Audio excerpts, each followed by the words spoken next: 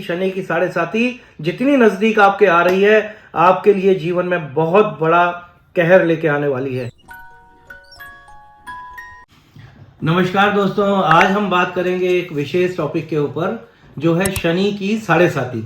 शनि की साढ़े साथी के बारे में आपने बहुत सुना होगा और आप जानते हैं शनि एक ऐसा ग्रह है जिसके प्रभाव जिस राशि में वो है उससे एक राशि आगे और एक राशि पीछे तक होते हैं। इसलिए शनि की साढ़े साथी जब भी हमारे जीवन में आती है तो हमें भयाक्रांत करती है, किंतु भय लेने की कोई आवश्यकता इसमें नहीं है।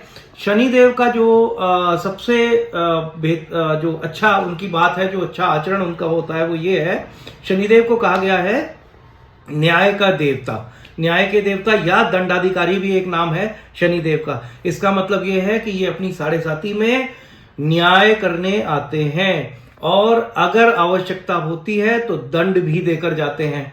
तो अकेले शनि ग्रह को हम कुंडली में इस तरह से पढ़ते हैं कि ये ग्रह ना तो कोई मित्र देखता है ना शत्रु देखता है, कर्म देखता है कि आपके पूर्व इस जन्म में आपसे पहले जो कर्म रहे हैं वो किस प्रकार के रहे हैं। अगर शुद्ध कर्म रहे हैं, आचरण सात्विक रहा है, हमेशा दूसरों की भलाई, एक सकारात्मक सोच के साथ आपने जीवन को जिया है, तो आपको अपने साढ़े साथी में ये शनिदेव बहुत कुछ देने वाले हैं। जो आपने कभी सोचा भी नहीं होगा वो भी आपको ये देके जा सकते हैं। किंतु अगर आपका जो पास्ट है वो बहुत ज्यादा उलझनों बढ़ा रहा है, उलझनों से मतलब है जो आपने स्वयं के लिए उलझने पैदा की हैं, षड्यंत्र, ईर्ष्या, कोर्ट कचहरी, मुकदमेबाजी, गुंडागर्दी या कुछ भी ऐसी चीजें, धोखाधड़ी, तो आप ये तय मान के चलिए कि शनि की साढ़े साथी जितनी नजदीक आपके आ रही है, आपके लिए जीवन में बहुत बड़ा कहर लेके आने वाली है।